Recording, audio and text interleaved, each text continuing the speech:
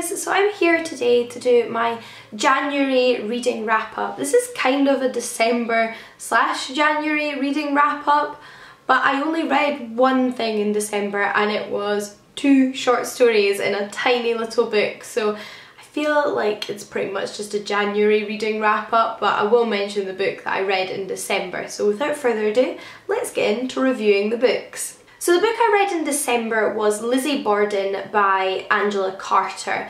This is a small bind up of 2 short stories that Angela Carter wrote about the infamous late 1800s murderess Lizzie Borden. So Lizzie Borden was a real historical figure. She murdered her father and her stepmother with an axe, and these are 2 stories set in very different times of Lizzie Borden's life from Angela Carter's perspective. One is a moment in Lizzie Borden's young childhood, and the other is the sort of build up to the murder, the sort of days before, and a little bit of background. Now of course they're not non-fiction, these are fictional stories conjured up in the mind of Angela Carter just about a real historical figure, and they were very interesting. The book itself was kind of insubstantial, like I mentioned, 2 short stories. It's not a lot to get your teeth into, but I already knew I was a fan of Angela Carter's writing. I think she has a wonderful way with words, and these little stories were very compelling and intriguing and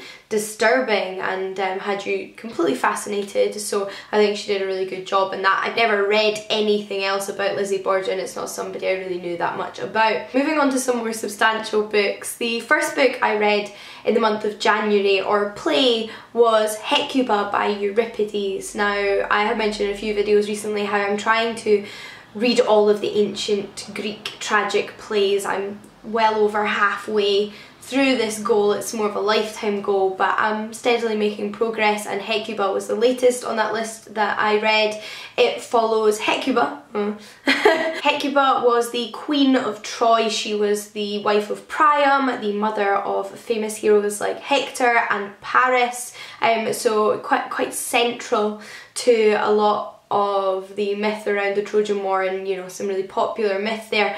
And this is a moment in Hecuba's life just after the Trojan War, in which she is now being enslaved by the Greek soldiers who won the war against Troy. And in the few days that this play covers, she loses even more children. So she's already lost Hector and Paris during the war. Her daughter has just been taken by the Greeks as a sacrifice at the funeral of Achilles, and she's just learned that her youngest son Polydorus, who she had sent away to be safe kept by King Polymestor during the war, has been murdered by his host. And it's about the aftermath of all this loss as a mother and her revenge upon Polymestor having killed Polydorus. It's a very brief look into what's going on there. If you're not familiar, all Greek tragic plays were originally performed in trilogies. However, apart from Aeschylus's Oresteia, we have no complete trilogies surviving, so Hecuba would have been one of 3 plays originally that would have covered a much fuller narrative of the characters' lives. It was a really interesting play though. I do really enjoy reading Euripides. His plays are some of my favourite Greek tragedies, and this one was interesting. It's not my favourite, but it was certainly emotive and interesting.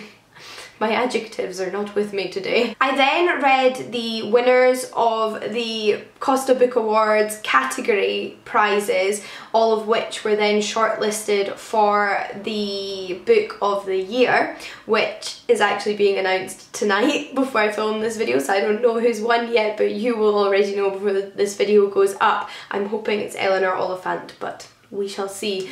I'm not going to talk about all of those books again because I did do a video entirely about the Costa Book of the Year nominees, so I'll link that down below if you want reviews of all of those books. But I do want to mention my favourite, which was, as I've just mentioned, Eleanor Oliphant is Completely Fine by Gail Honeyman. This was a debut novel from the author, a book that I don't think I would have picked up if it hadn't been for the fact that it had won this award, if it hadn't had this attention shone on it in the way it did, because from the blurb it doesn't necessarily sound like my cup of tea.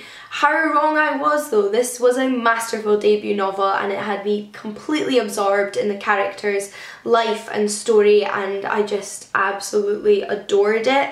It follows our main character Eleanor Oliphant, who is a woman in her early 30s and has lived a very structured, rigid life ever since sort of turning 18 and going to university and then getting a job straight out of university, and having the exact same routine every day. She's lived in the same house since she left foster care and children's homes as a child, and yes, it's been over a decade, and yeah, every day is pretty much the same for her. And her life's very sad in many ways. She's obviously gone through something very traumatic as a child, and we do not know what that is at the beginning of this novel, but we slowly learn more about Eleanor's past, and it is very harrowing, but at the same time it's not a depressing book. Eleanor Oliphant is a character that you find really endearing. She grows on you, particularly as the book goes on. As the story developed, I fell more and more in love with the character of Eleanor Oliphant. The author created a very well-rounded character.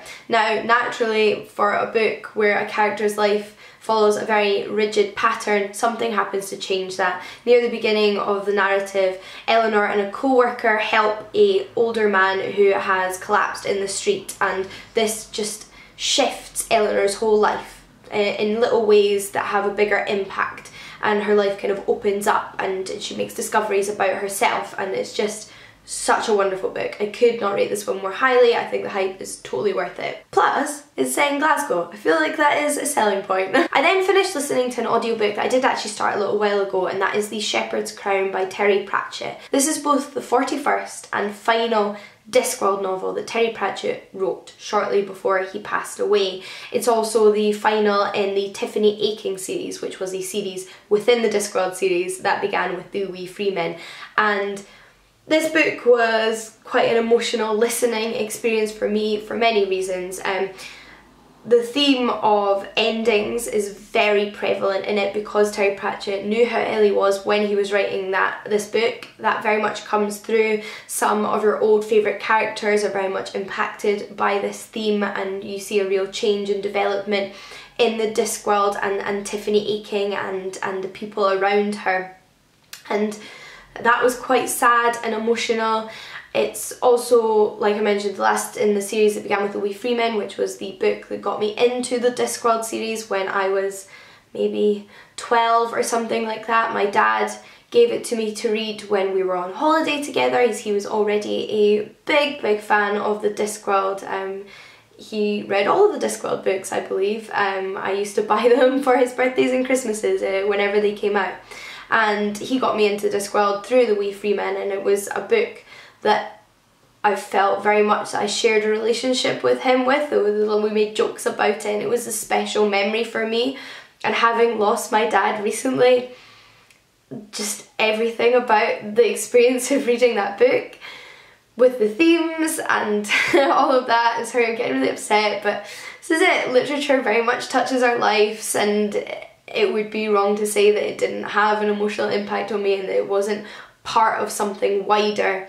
I think everything affects us differently, so it was a very emotional reading experience, but it was a very good reading experience. I don't know how to explain that, but I thought it was a nice send-off to the Discworld, and I'm glad that Terry Pratchett got a chance to write this book before his passing, and I'm glad that I got to read it. So if you are a Discworld fan already, I would of course recommend that you get onto this book at some point. If you aren't already a Discworld fan, why not start with The Wee Freemen? It's a great place to start. I then read a little bit of non-fiction, and that is Women and Power by Mary Beard. This is a very short non-fiction book. It is the bringing together of two papers or talks that Mary Beard gave on separate occasions that deal with the themes of women in power. The second of which is explicitly called Women in Power, and the second of which is called The Public Voices of Women. So this is a really easy into for both Mary Beard, if you've been interested in reading Mary Beard's books, or perhaps a little bit more non-fiction on women and feminism and yeah, women's lives in the modern world. And it's very much situated in history in that it looks back at Antiquity, which is of course Mary Beard's speciality, to see some of the origins or early incarnations of attitudes towards women that exist today. It's exploring the background of those attitudes and kind of where they stem from, but also how they're different. It's hard to explain. It's not a long book. It's very easy and short to consume, so I would recommend everybody reading it because I really enjoyed it. As you can see, I tabbed a couple of things and I've also dog-eared some pages, but it's my copy, so I can do what I want. Both the title of the book and the title of the essays very much give away what it's about. It's looking at women both in the public eye and women in positions of power, how they're treated, and the image of women that's created in these realms, but also the way that women perhaps feel they need to attain power in traditional ways, in ways that were perhaps defined by patriarchal systems, and that in fact perhaps we need to not try and squeeze ourselves into those boxes that we've been previously excluded from, and think about restructuring everything as a whole. It's not about just forcing our way into a system that doesn't work, it's about creating a new system. They're just points of discussion almost. They do not have ultimate conclusions or solutions. They are interesting musings on these issues that really get you thinking and developing your own ideas surrounding them, and it's kind of becomes hard to separate your own ideas from Mary Beard's ideas, and it's difficult for me to talk about this without talking about what I extracted from it, if that makes sense, because I just think it's a discussion opener. That's what these essays are, and it was incredibly well written, I think very accessible. I of course love anything that discusses antiquity. It felt very positive and relevant to me as a scholar of currently women in classical Greece, so I got a lot from it, and it's one I would just suggest a lot of you check out. But to continue on the theme of antiquity, my last and final book for this video is the new Asterix graphic novel. This is Asterix and the Chariot Race. You might not be familiar, but Asterix is a French graphic novel series that's been going on for years. I used to read them when I was a child. My library had all of the volumes that existed at that time, so I just completely devoured them and would go back and reread them all, and I like to pick the new ones up when they come out. So this was the latest in the series. All of these books predominantly follow Asterix and his best friend Obelix, who are two Gauls living during the time of Julius Caesar, and this one follows Asterix and Obelix as they join in on a Roman commissioned chariot race of Italy.